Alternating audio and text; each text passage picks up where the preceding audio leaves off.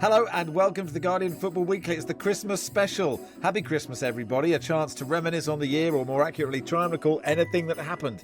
I messaged producer Joel last night to ask if there'd been any highlights from this podcast in 2025. I can't remember a single pod we've done, but he can, and there have been. It's just your questions and some nice Christmas messages from favourite panellists. At some point, John Bruin will talk about 442, hit it to the big man, hit the channels, get it launched. At some point, Jonathan Wilson will tell you to buy one, some, all of his books. And at some point, I'll try and compare elite football to my 40-year career as a target man / CDM in Cubs, school, university, Sunday league football. And at some point, we'll remember the real meaning of Christmas, Barry's header. Welcome to the Guardian Football Weekly Christmas special. Chris says, like the Hootenanny, recording it this far out. It's June the 7th, everybody. That's when we're doing this. For the tape, December the 17th. So anything that's happened between then and when this is released on Christmas Eve, we don't know what's happened, so it's not our fault. Jesse says, this show is meant to be recorded in front of an audience in Burr in Ireland. Listen to last year's Christmas special. Does anybody remember last year's Christmas special? And we promised to do this in Burr. Barry?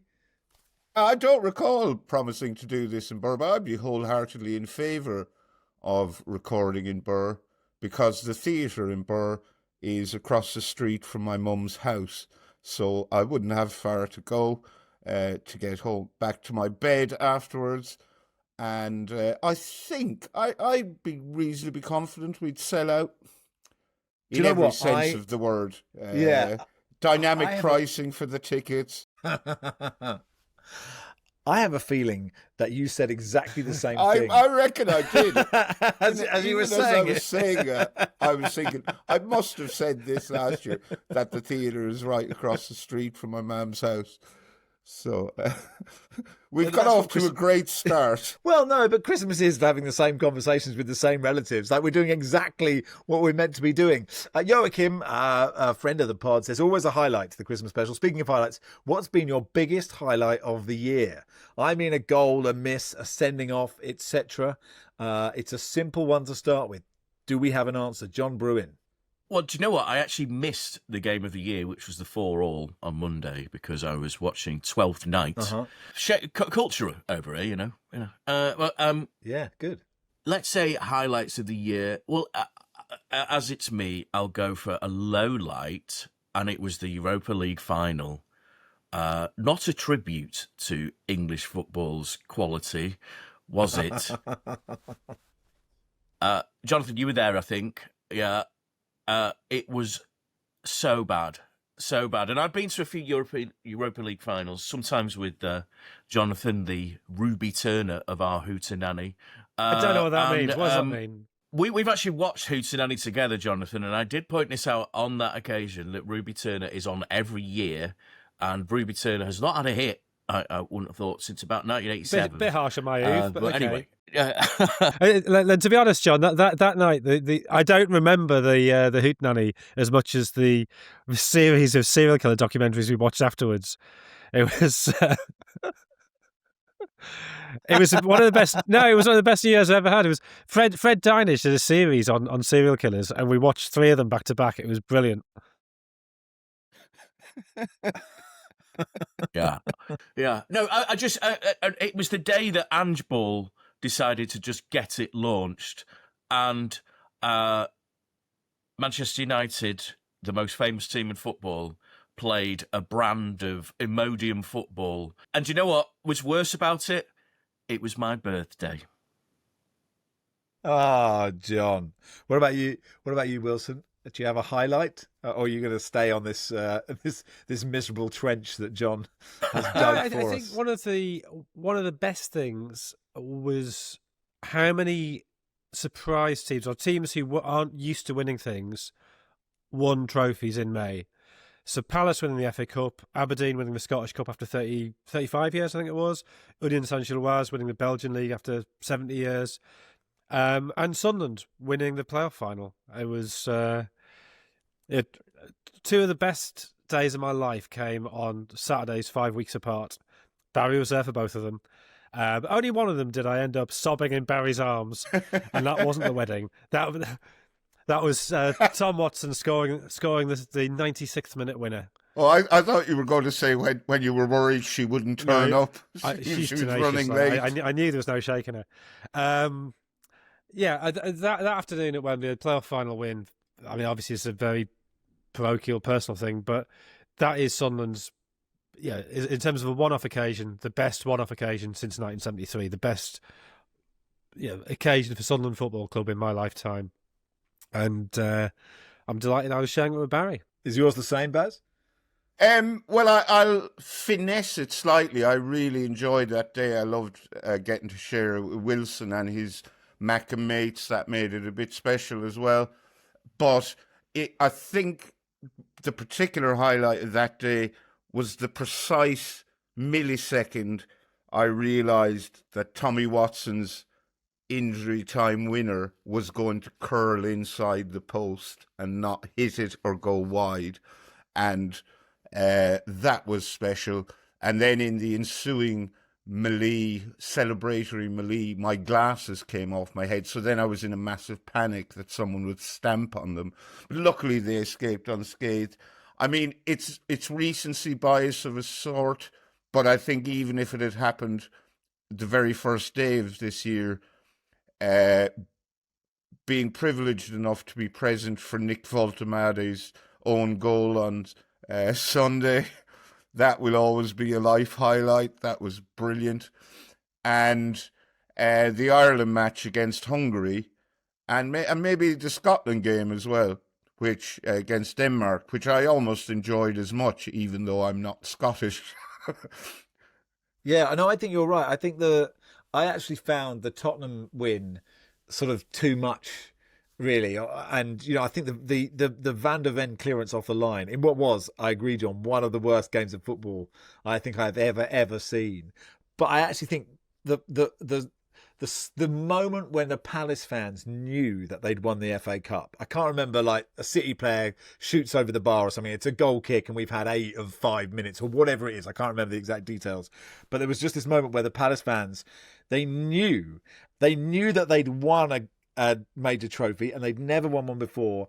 And there was just that moment of just the complete relief that it was done, but it wasn't done yet. So they still had to wait for the ref to blow his whistle. And when he blew his whistle, there are just so many amazing, iPhone footage moments of Palace fans just not quite knowing what to do and sort of putting their head in their hands, then crying and then hugging strangers. And actually the Scotland one, I think my favourite of the Kenny McLean videos is that pub where you can't see the screen, but you can see the fans, and someone quite correctly says, take it to the corner, and someone just says, what you fucking doing? And then the whole place erupts. Like it's just, the timing it's so good.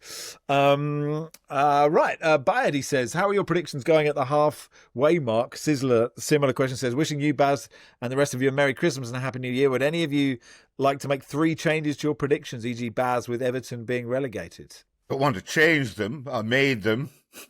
That's what predictions are. You can't really change them. Everton is clearly a mistake.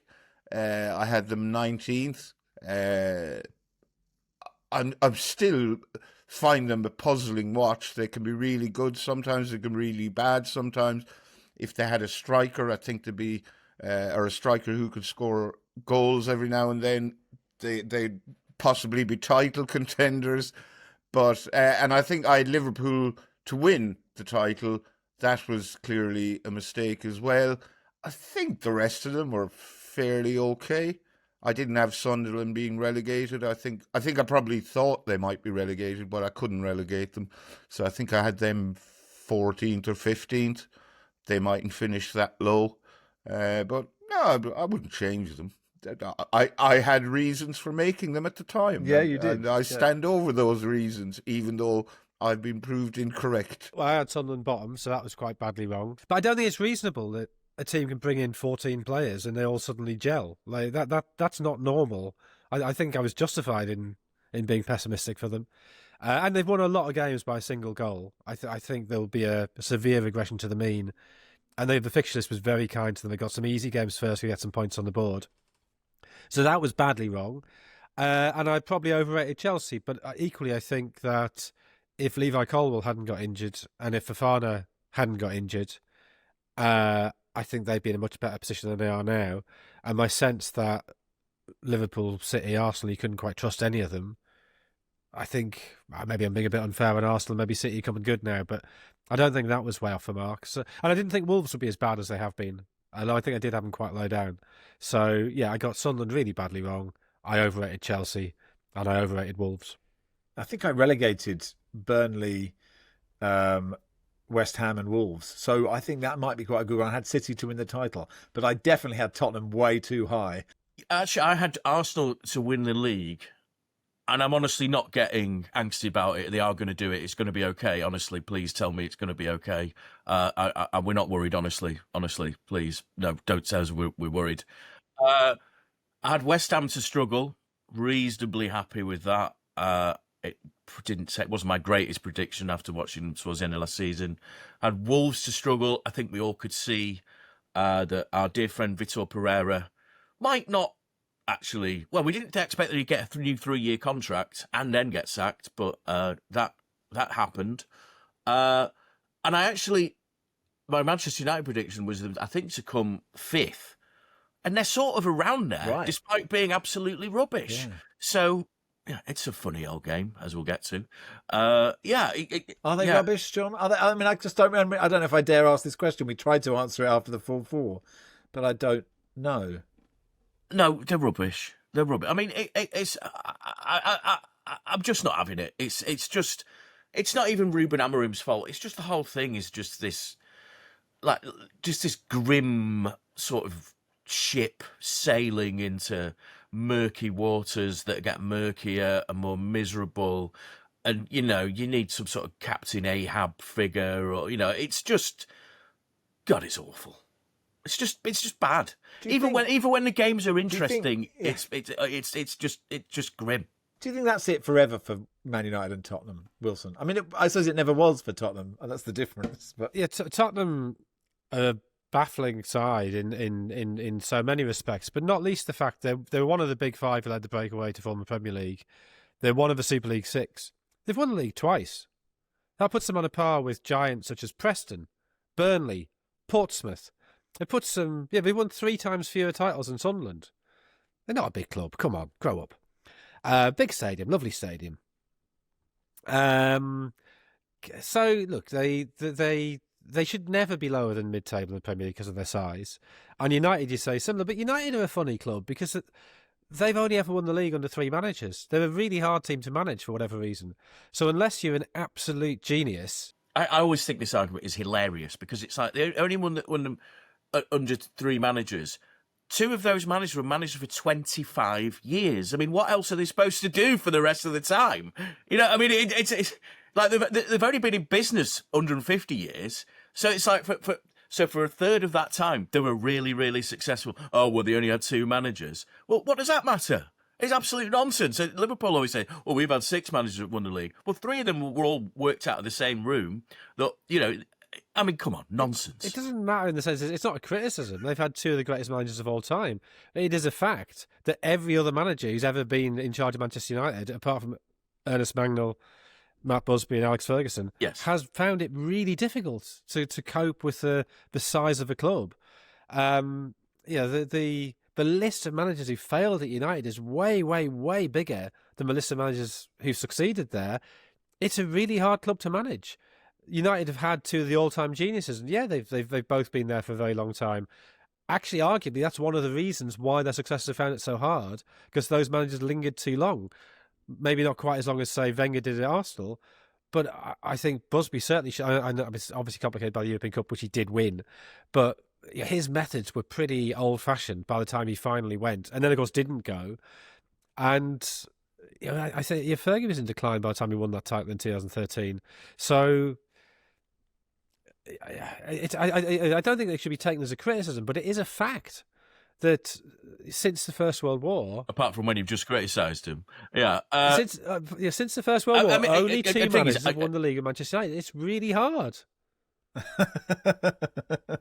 This is Barry. This is the argument at Christmas dinner that happens every Christmas, where the other two just we just wander off, stick some vinyl on, and pour another glass of wine. Just hope the quiz is on soon. Mulcahy says we have the Wilson scenario. What would be the Glendenning or the Bruin scenario, Barry? So it's a chaotic sequence of refereeing decisions involving a counter-attack goal that's overturned by VAR and leads to, because a penalty has been given at the other end of the pitch. Specifically, the penalty is only given because it's a goal.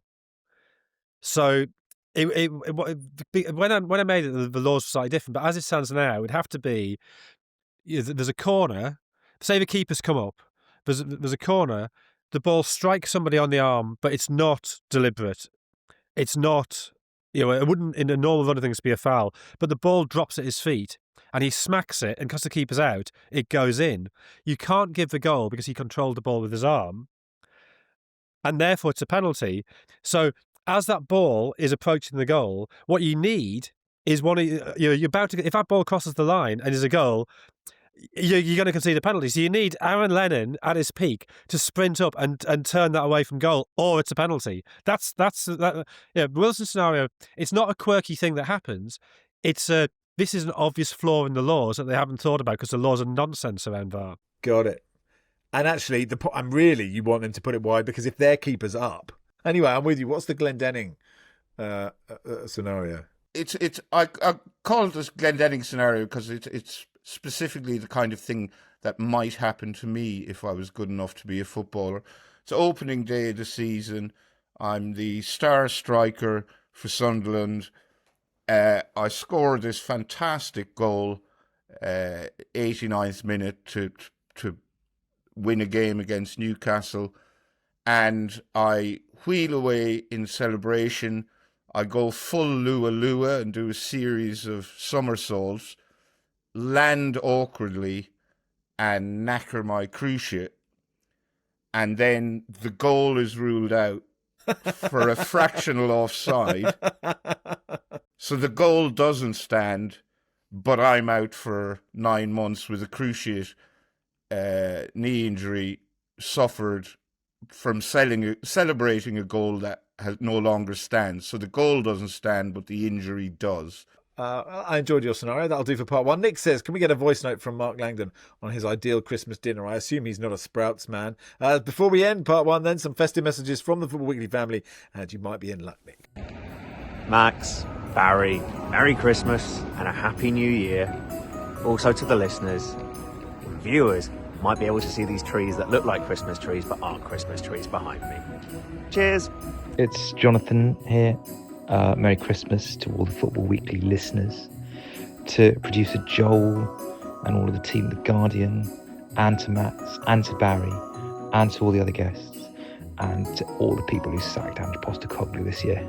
Big up to Max, Barry, and all of the award-winning now, I must say, Guardian Football Weekly crew. It's been a great year. I've thoroughly enjoyed coming on, as I always do. Everybody, drink, have sex, and dance responsibly during this very, very, very, very enjoyable and emotive period of the year. And a big shout out to all the listeners that tune in to every single podcast. In particular, the Chelsea fans, who for 2 years in a row have told me they have been in a title race. And for 2 years in a row, I've told you back that you are not and were not in a title race. Yippee-ki-yay, motherfuckers. Hi, this is Barney. Happy Christmas, Max. Happy Christmas, Barry. And more importantly, happy Christmas to all the Football Weekly listener family, which is a functional family and would never have one of those days where everyone argues about meat, cooking times, or watches Paddington in pointed silence. Obviously, for me, every Football Weekly day is Christmas Day, and every statement on the pod is a message of peace and goodwill. But this is my Christmas message, Christmas squared. And like all the other messages, that definitely makes sense. So you all wishes and have a peaceful break, everyone. Hello everyone, and Merry Christmas from sunny Norway, where we're having the fairy tale Christmas you imagine us Norwegians to have, which in reality is just 10 degrees and rain. Thanks for listening to the pod this year. Thank you for putting up with our nonsense. I should say, my nonsense. Other people make very sensible points all the time. Merry Christmas, Max and Barry. Merry Christmas to all the listeners. Hi all, Mark Langdon here, and I'd just like to wish Max, Barry, producer Joel, and all of the Football Weekly listeners a Merry Christmas and a Happy New Year. Enjoy your dinner. I will be going for a seafood starter, cockles, prawns and lobster tail, followed by a main course of 2 meats, turkey, and then either ham or beef with roast potatoes, pigs in blankets, sausage meat, and those all-important Yorkshire puddings, followed by sticky toffee pudding and custard. Thank you, more Football Weekly regulars with Christmas messages for you. I hope they were nice. I haven't heard them yet. My friends Rob and Josh say they've fixed football, Wilson, in this way. Flat ticket prices play on as a general refereeing principle that trumps other rules. You can pick out your favourite for this. Penalty for handball only if it's deliberate and stops the ball going in. Fouled player takes the penalty. I'm a big fan of that one. You can kick off as quickly as you want after the opponent have scored. Mandatory score from the halfway line challenge at half time. No seedings in tournaments. European Cup is played only by league winners. Return of the Cup Winners' Cup. Man City demoted to the National League. Starting 11 must have 5 players from the home nation. League Cup renamed after staple food items, milk, bread, egg, etc. They're terrible. Your thoughts? The only one that might conceivably work is naming the League Cup after food products. But maybe removing seedings from those. But Okay. you're champions only in the Champions Cup. So the stronger tournament then becomes the Europa League. Well, how does that help anybody? It's a cosmetic change. It doesn't address the basic problem of inequality. It's Europa League.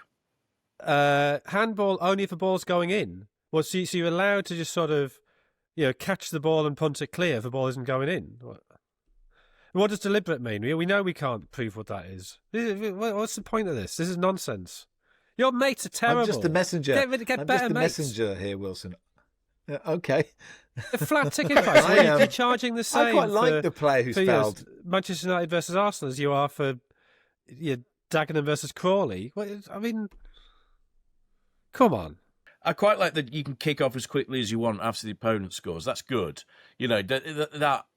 Because there are some ludicrous celebrations now for, a goal scored by, Portsmouth, to name a club that Jonathan has already decried. Why are Portsmouth not allowed to celebrate? Well, that was just a random one, but he slagged them off compared to Tottenham standing in the game. I think that would revolutionise the game if everyone was allowed to celebrate goals as much as they want, except Portsmouth, who are only allowed to Pathé News style manly handshakes as they run back to the halfway line. Not even a shake of the hand, just an acknowledgement of the eyebrow, and then back to the halfway line and continue. That's all that you're allowed. That's the Pompey. Dicta. No, yeah. Even a smile and the goal is disallowed. They have to literally. They're not allowed anything. Yeah. So like that year they won the FA Cup. Yeah. If anyone smiled at the trophy lift, we're taking it away from you. Oh, look, they were just some ideas. Look, no such thing as a bad idea there. Thank you. I think there were several bad ideas. Oh, I quite like no seedings in tournaments. Or is that? I think that could. Yeah, I like that. Well, I mean, it wouldn't affect, saying if it's the Euros or the World Cup, it wouldn't adversely affect Ireland. Put it that way, and not because we wouldn't be in it. But if we were there, we're going to be low seed. Andy Simi says, who should win the second FIFA Peace Prize, Barry? Well. As far as I know, they now have a committee appointed to see who will get the second one. I think we all know Gianni Infantino decided who would win the first one. So I was thinking it would be funny, and it's not entirely implausible that this committee, in the spirit of brown nosery that accompanies this prize, they awarded it to Gianni Infantino. the self-award. So FIFA awards the Peace Prize to its own president just to, keep the feedback loop of self-congratulations well and truly closed. Possibly Tommy Robinson could get it. He's, he's football adjacent. I think he's a Luton Town fan. He's an England fan. He once spent 3 days in jail in Zurich after he was arrested for protesting on the rooftop of FIFA HQ because FIFA weren't going to let England players wear poppies on their jerseys. So, in the spirit of extending an olive branch, give it to Tommy Robinson, who is a very peaceful man. It's one thing to win the Peace Prize. The hard thing is to retain it. So I think Trump's got it in his locker. I think he could dominate the early years of the Peace Prize as Real Madrid dominated the early years of the European Cup. And I think one of the things that really cemented the European Cup in the popular consciousness was a truly great early champion. And I think Donald Trump can be that for the FIFA Peace Prize. I'd like to make a prediction for December 2033. That I think Mohammed bin Salman might be a shoo-in for the FIFA Peace Prize. I've just got this feeling. I don't know why, but I'm calling it now. Well, he's another conspicuously peaceful man who has modernized his country largely through sport. So he would be a worthy winner, given Ticks the a lot of current boxes. criteria. Mr. Lancaster says, how many combined West Ham and Tottenham managers will have been sacked by the time the new Universal Studios in Bedford opens? Just for context, the entertainment company said the transformative project was expected to attract more than 8 million visitors a year, could open in 2031. So in 2031, what are we now, 2025? 5 years, guys. How many Tottenham and West Ham managers will have been sacked? I reckon West Ham do about one a year and Spurs do about one every 1.5, 2 years, depending if they are somehow maintaining a Europa League run. So that's 5 from West Ham and either 2 or 3 from Spurs. Maybe West Ham do get on a good run. So let's say 7 combined. I suppose is there a crossover where Ange ends up managing West Ham? So you've got and then Thomas Frank does a stint at West Ham. Yeah, he could do could that. Could things go really bad and Graham Potter ends up, as a caretaker at Tottenham? So it could be a big crossover here. I mean, how are we working this out? No, I think they're all they all individually count. If if Ange gets sacked by West Ham, that is still another sacking. Do the new owners of Tottenham, the new owners that have essentially inherited the club, did they decide that Daniel was right all along and bring Nuno back to Tottenham, his rightful kingdom, where he was so popular last time? Also possible, but you have to factor all these into your guess. What I need, John, is your guess, because when we do the Christmas special in 2031, we'll answer this. Okay. If, of course, while we're on a ride at Universal Studios Bedford. Well, I'm going to say West Ham, it's once every 18 months. A manager sacked every 18 months. Possibly they bring back one manager again, so maybe Graham Potter gets another go. Does that count? And then, Spurs every 2 years it is really, isn't it? That's your boom and bust cycle. So I can't work out the sums on that, but it's 3 plus 4.5 or something. 7.5 managers, yeah. Is it Universal Studios in the States where they have the Jaws ride? I mean, possibly. Because I don't really have anything of interest to contribute to the West Ham Spurs manager thingy, but I do remember, I think on the Rest is Entertainment podcast, Marina Hyde and Richard Osman were talking about this Universal Studios thing in Bedford. And Richard Osman revealed the interesting tidbit of information that on that Jaws ride, when the shark comes out to, inverted commas, attack the people on the ride, the place where the shark comes out, if instead of looking at the shark, because everyone looks right to look at the shark, if you look the other way, that's where Steven Spielberg's office is. and but no one ever sees him because everyone's looking the other direction. So that's where he built his office. Does he get one in Bedford? Yeah. That's I don't know. Or will he be fired by the Spurs hierarchy when they realise they've made a mistake and they wanted a really good documentary, so they've got Steven Spielberg to manage Spurs? Arne says, we're on to Wilson's books. Which managers, coaches, footballers have you met that said they have read Inverting the Sean Pyramid? Dyche definitely has. He mentioned it in a press conference shortly after taking over Nottingham Forest. And he said that if you read Inverting the Pyramid, you would see that old ideas are always recurring and that nothing lasts forever. And he did say it was a very good read. That was his exact phrase. So I've always had a lot of time for Sean Dyche, as you know. I've always been a big fan of his, and I think he's proving his worth at Nottingham Forest. Craig Levein definitely has read it. David Pleat has read it. I don't know beyond that. It's a good list. Okay. That's just a good 3. Did you feel 10 feet tall when Sean Dyche says, if you've read Inverting the Pyramid? Well, it was very early in his Nottingham Forest tenure, so I was a little anxious that, given how his Everton tenure ended, that, and given that Craig Levein, he talked about it when he played that 4-6-0 against Czech Republic, which didn't work. So I was slightly worried things would go awry, but it turns out he's absorbed lessons of the book very well. Fair play. Well done, Sean. that was what I was going to ask, actually. You hated in Scotland because yes, but I mean that's not to do with that. The 4-6-0. So it's not the influence of Luciano Spalletti. It's Jonathan Wilson that brought this pox on the Scottish game, and the fact that I think he's Australian, isn't he, Lyndon Dykes? That they had to get to actually find a striker. Yeah. Yeah, he was the answer to no longer playing for City, and Steve Clarke, of course. Has Steve Clarke read Inverting the Pyramid? I'm guessing no. Well, something maybe we could ask him before they have those whatever friendlies they've got in March.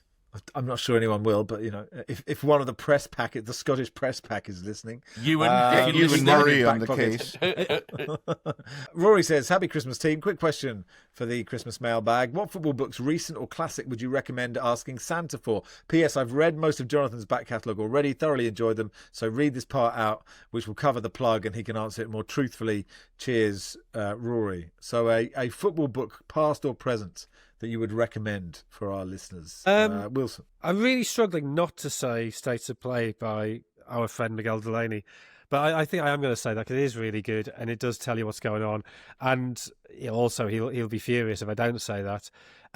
Among the Thugs by Bill Buford, I read recently, which came out I think 1990, and it's a much better book than I was expecting. I was like, what does this sort of member of the American literati, what can he possibly tell me about hooliganism? But actually it turns out quite a lot, because he got quite involved with United hooligans in the 80s and sort of admits he kind of got carried away by it and sort of got a real thrill from the violence. So it was a kind of a really sort of revealing of how intoxicating that adrenaline rush can be. Helmut Schön's autobiography I've read recently is really good. There's the bit on the firebombing of Dresden where he was an air raid warden is just 4 or 5 pages of absolutely incredible descriptive prose. Whether it's a football book or not, it's so moving when he loses his father for 3 days. His father's 87, and he's sort of searching through the ruined city looking for his dad. That's I think that came out in 1978, but I'm sure you can still get hold of a copy. They'd be my 3. I don't really read football books. I don't listen to football podcasts because I spend an inordinate amount of time talking about, writing about, and watching football. So when I have downtime, I prefer to read books that aren't about football. Ideally, a good murder.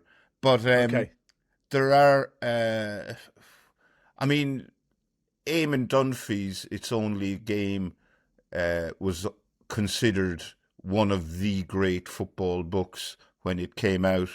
Dunphy, this journeyman Irish footballer and now professional contrarian, after he retired, he became a journalist and pundit and broadcaster, not just writing about football, but all sorts of, Irish politics, that kind of thing, professional contrarian.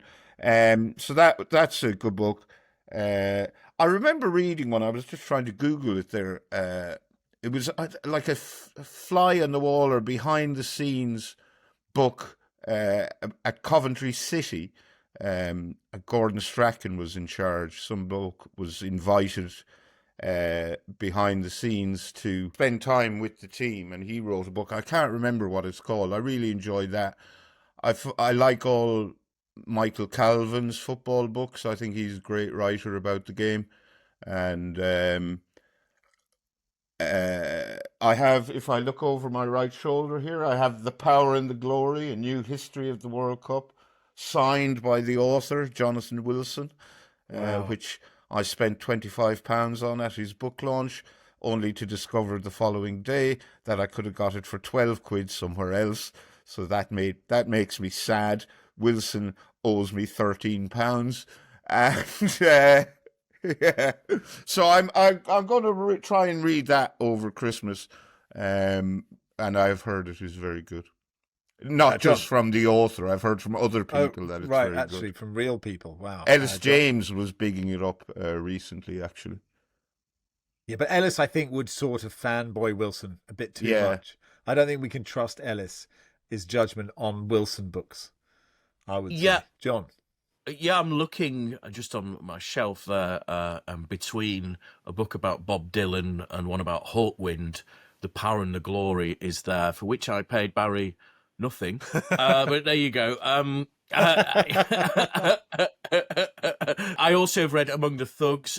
Years ago, I managed to speak to a few of the people that were actually interviewed in that, were part of for a piece I did on hooliganism. But actually, a football book that I like very much is this. It is called Football is a Funny Old Game. It's by Saint and Greavesy. Yes. And I got this when I was 11 or 12 from my mum and dad. And I'll read one passage from it, talking about fans that they'd meet. And I won't do it in Greavy's accent, but imagine it in a Dagenham accent. I think that's where Greavesy was from, or he's from that way anyway. There was old Johnny Goldstein, Johnny the Stick. He used to deal in tickets, and his minder, One Arm Lou. Johnny was a bit tasty, and he used to have an interest in a club called Suki's, which, I hasten to add, I never frequented, but was well known to visiting teams. The Crays were regular visitors. So that gives you a nice taste of 60s London, 60s football from Jimmy Greaves there. Yeah, all the banter, good Shankly stories from the Saints. I picked that up for £0.01, 0.1 pence, and essentially whatever the decimalisation is these days. Very good, enjoyed. It cost £1. It's really good. It's a nice kids book that bigs up.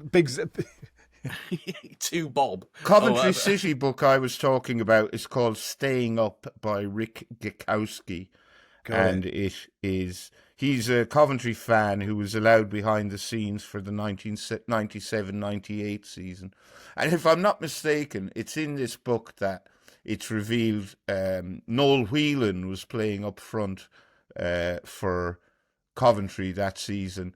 And he was a young lad, fond of a nightclub and a pint and a late night.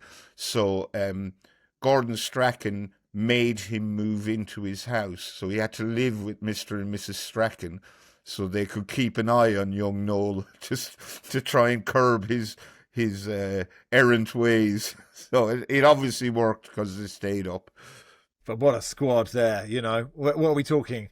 We're talking... that's got to be Hadji... Mustafa Hadji, the use of Chippo, isn't it? That's got to be the... Oggie's in there, I reckon. Gary Breen, Huckabee, Dion, maybe Gary Mack, yeah. Sean Flynn. Yeah. Willie I go Marcus Hall, probably. Willie Boland. God. Anyway, that'll do for part 2. Here are some more messages from the Football Weekly family.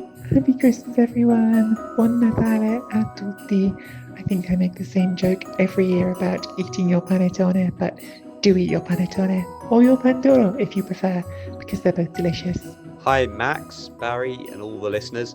This is Paul Watson saying Happy Christmas to everyone, and I hope all your wishes for the new year come true. especially if they involve Curacao beating Germany. Hello, Guardian Football Weekly listeners. Many thanks for your continued support this year. It's still a dream to be part of the Football Weekly rotation. I understand my place has to be earned every single minute on and off the pod, and it is always an honour to be selected. I hope you all have a wonderful holiday, and if it is a difficult time for you, that you can find comfort in the football, or if not in the football, in the musings of your favourite panellists. I know I always do. Take care of yourselves and each other.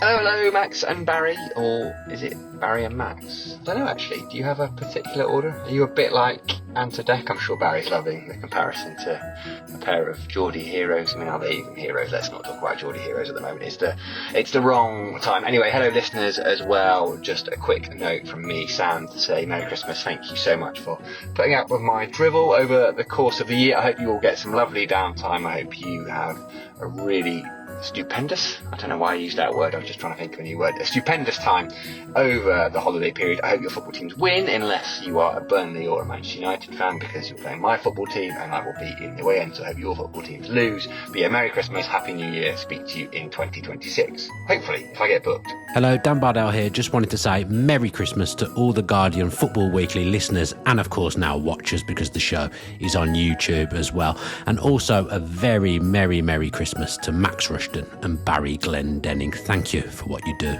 for the show. You are two absolute heroes. Have a great Christmas, and as always, up the villa. To Max, Barry, and most importantly, all the listeners, this is Seb here.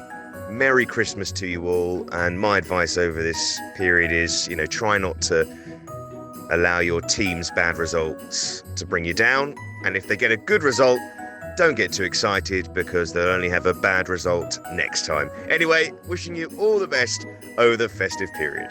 Dear listeners, thank you very much for another year of committing to listening to the Guardian Football Weekly, and many thanks to Max, Barry and producer Joel for their sterling work, for making sure we're award winning and making sure that I can put that on my CV. Obviously, just remember, listeners, that if you don't get what you want for Christmas, that I've just bought my wife a 1996-97 retro Stockport County kit inspired by the Romania shirts of that era, and she will be fuming when she finds out. Max, Barry, I thought I'd stick to brand. Hello from Stoke City.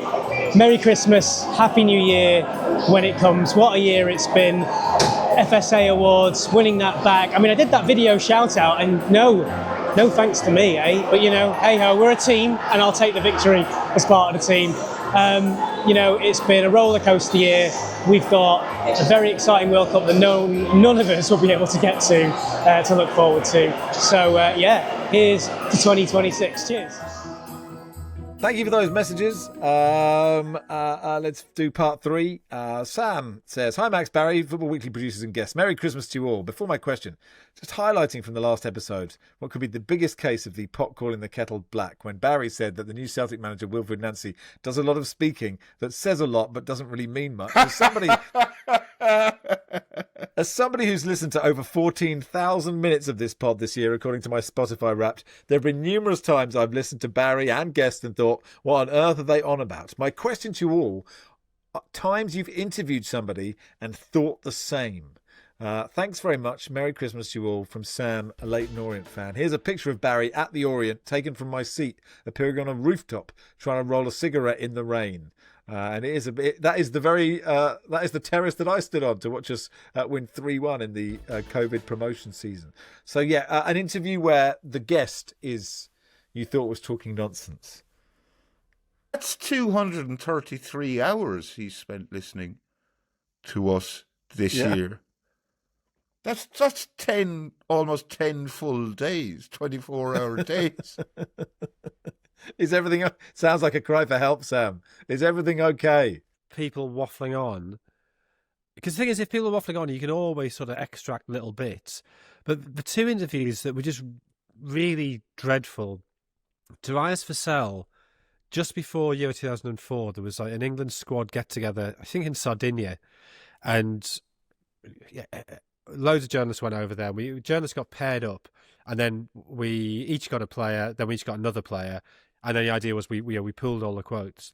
And I was with Jason Burt, who's now at the Telegraph, and I think we got Owen Hargreaves second, and he was fine. He talks a lot. He's a good talker. But Darius Vassell had been training apart from the rest of the squad because he had some injury. And so the first question was, how's the groin? And he was like, it's fine. Well, weren't you training apart? Oh, yeah, no, I was training apart.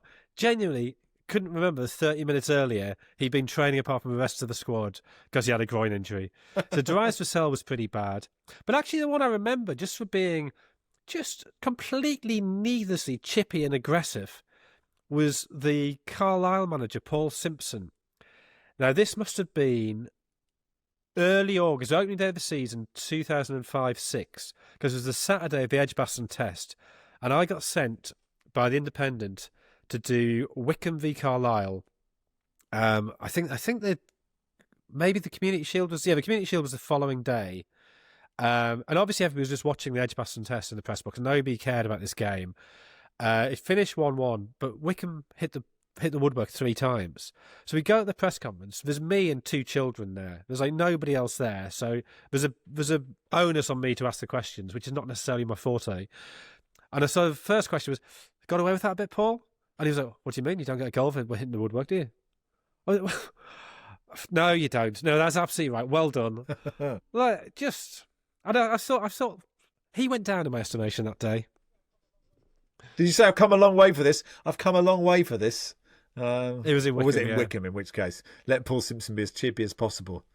Fair enough. I have so many. I mean, Jeremy Piven, who was in Entourage, I think, a famous actor on Soccer AM, who maybe didn't say anything.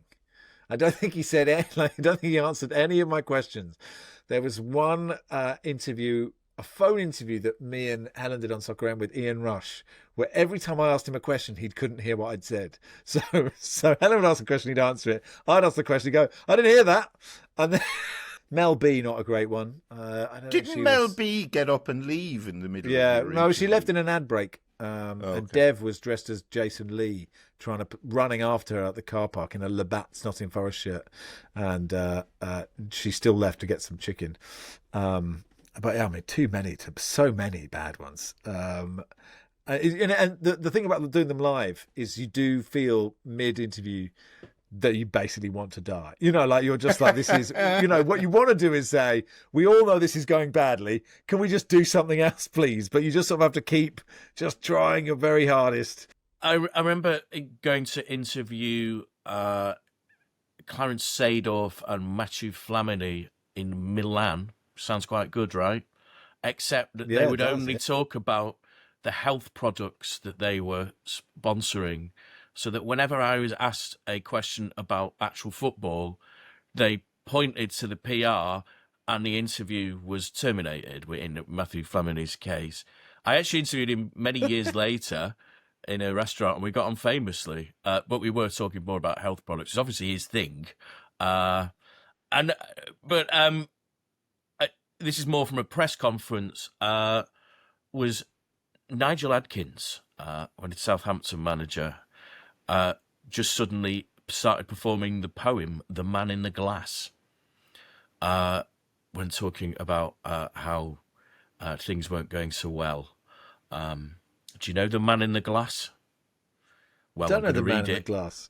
Okay. Oh, excellent. You're there and someone says, how's it all going, Nigel? And he knocks. Yeah. Thoughts on the game, Nigel? He came up with this, which is written by Dale Wimbrow, and he said, "When you get what you want in your struggle for self, and the world makes you king for a day, then go to the mirror and look at yourself and see what that man has to say. He isn't your father, your mother, or wife. That reflection you see in the glass." The man that you meet face to face in the light is the man who will judge you at last. Now, that was before high performance. Nigel Adkins was ahead of his time. Didn't Nigel Adkins, I think it was during COVID, he used to do these, he'd go for his morning walk every day and he'd video himself out walking in the woods somewhere. I think he was dog with him, and he'd be, very perky. Got up this morning, had some muesli for breakfast and fruit. Now I'm out walking. The sun is shining. Everything is lovely. The dog is happy. And it was, basically a motivational speech for all his followers. And after watching them for a couple of weeks, I was thinking I would go to war for Nigel Adkins. I would run through a brick wall for Nigel Adkins. Because it was at a time everyone was just fed up, stuck indoors, pissed off. And I started to actively seek out, I looked forward to Nigel Adkins's daily pep talk. And I became invested in Nigel Adkins's career. Nigel Adkins has been fired by whoever. I'm like, oh, that's sad, poor old Nigel, but Nigel will be all right. Nigel's got things in perspective. And now you've just reminded me, I'd completely forgotten about the existence of Nigel Adkins. Do you know what, Baz? I hope Nigel's okay. I had a similar lockdown thing with Mark Crossley. Did you see this? Mark Crossley, Norm. His walks. He did walks. Mental health thing. I thought it was quite inspiring as well. Would I go to war for Mark Crossley? Mark Crossley is running the country and has introduced conscription, including those approaching 50. So you're up, John. Anything for you, Mark. But I can imagine Mark Crossley, sitting in a trench with his back to the trench wall, sharing his cigarettes with you. Yeah. Maybe on Christmas Day, someone chucks the football out into no man's land. Mark would be out, put two bayonets in the ground and then stand between them, invite Germans to take penalties against him. He'd save them all, of course. Of course he would, yeah. Yeah, and he'd say from Herr Letitia would miss, wouldn't he? Of course. So I think I'm not necessarily sure I'd go to war for Mark Crossley, because I don't think Mark Crossley would ever be a general like Nigel Adkins. But I'd say Crossley would be a good fella to have beside you in the trenches. He'd, as I say, he'd share his fags. He'd show you pictures of his sweetheart back in Barnsley or wherever it is. There'd be a grenade would be thrown, and he'd throw himself on top of it, and you'd know there's like a 1 in 10 chance it's going to just squirm underneath him, and he's not actually going to stop it.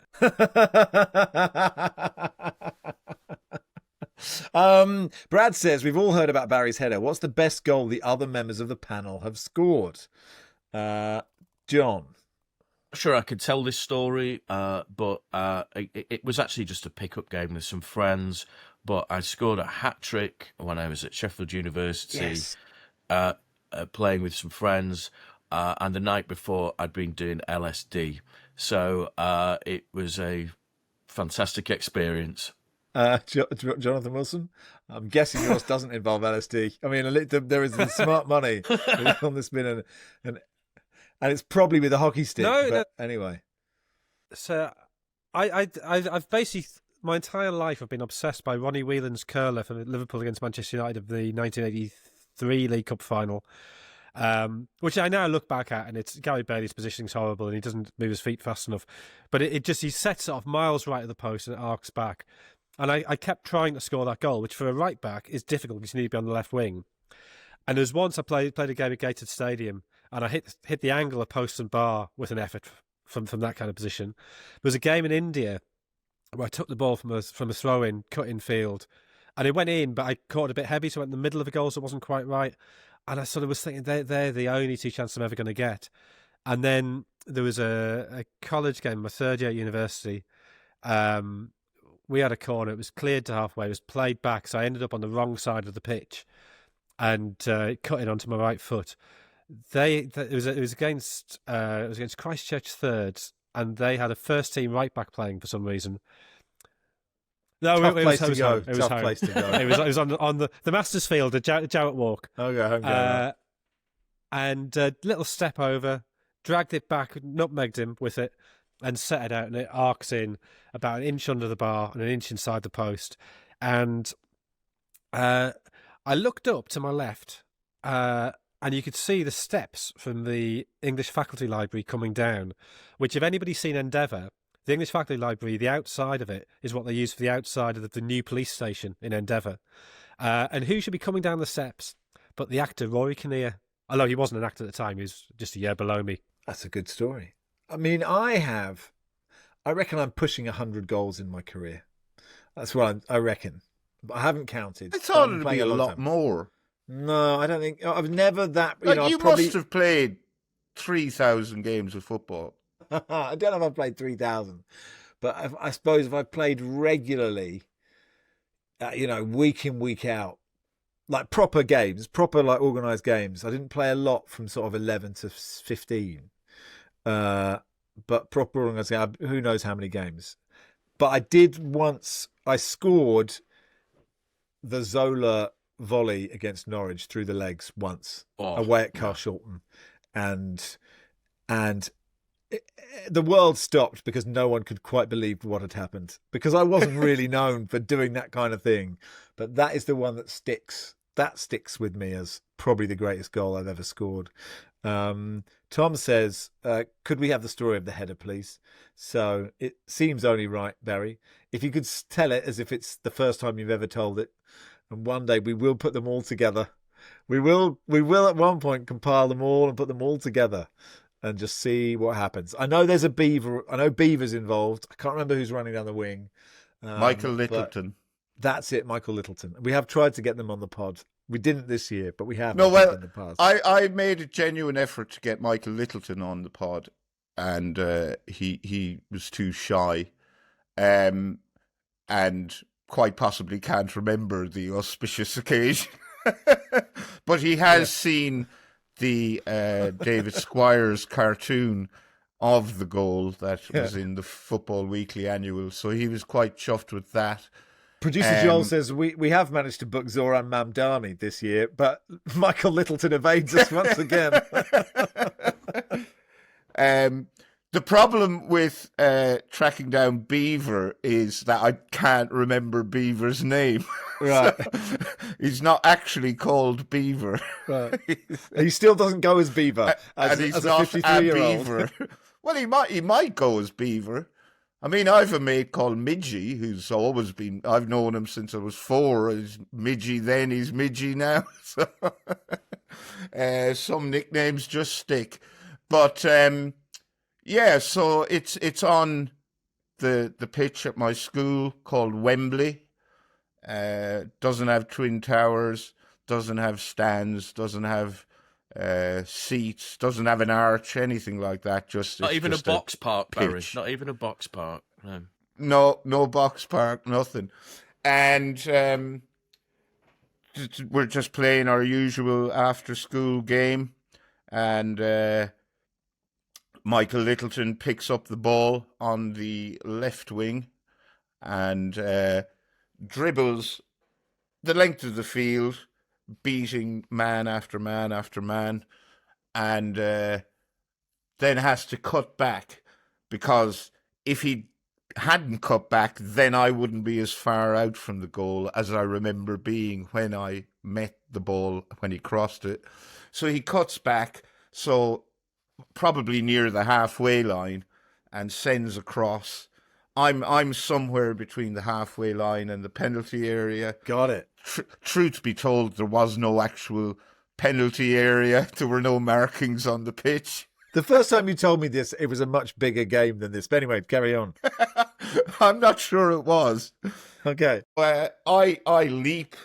I'm like one of those Australian football rules players. You know how high they can jump. Yeah. Yeah, and they kind of hang in the air. So it was a bit like that. But I wasn't wearing a sleeveless vest that was extra tight and really short shorts. And I, closed my eyes, arched my neck and flung my head at the ball, met it perfectly. It goes, it arrows towards the goal. And the next bit I'm not quite sure of. It either hit the post, hit Beaver and went in, which would make it an own goal, so it doesn't actually count. Luckily, there was no VAR back in those days. This would have been around 1990, 91. Whereas Beaver got a finger to it or got a paw to it, whatever beavers have, a claw. Beaver got a claw to it, knocked it onto the post, and it dropped over the line. So I'm going to go with that. Yeah. And luckily there's no footage, so I can't go back and check. So my version is that Beaver tipped it onto the post and it went in. I mean, you were saying a second ago that, you got addicted to Nigel Atkins. The fact that anyone has carried on listening to your 5th consecutive annual description of that headed goal, which I think most years is an own goal, but this year it seems like you're getting credited with it. Thank you for still listening. And we'll finish with this from Tom, who says, "Hey team, I've been listening for years. This is my first email. I just wanted to say how much I loved Barry talking about his progress.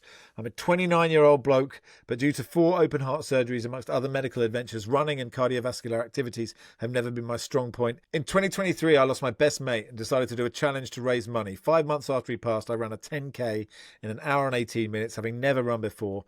I wanted to try and push myself one further. In April this year, I ran London Landmarks in 2 hours 37 with my dad to raise money for the hospital that looked after me as a child. I feel like social media makes us believe that all men run 20-minute 5Ks, that if you're not PBing, then you're not working hard enough. I absolutely loved hearing Barry congratulate himself on running an unbroken 5K. The progress he's made in 10 weeks is brilliant. I wish we had more stories like this. I also studied a master's in sports psychology, and all research shows it's important to celebrate all milestones, as it makes you more likely to stick with the process when times get tough." I mean, he celebrated the milestone of scoring a header 40 years ago about 100 times. So there we are. I hope Barry's enjoying the training and feeling benefits beyond the physical. He's smashing it. Big love, Tom. So, yeah, finally, Barry, another push for your half marathon, and we'll raise some more money for Great Ormond Street. Yeah, I have to go and run 3.5 miles when we're finished this.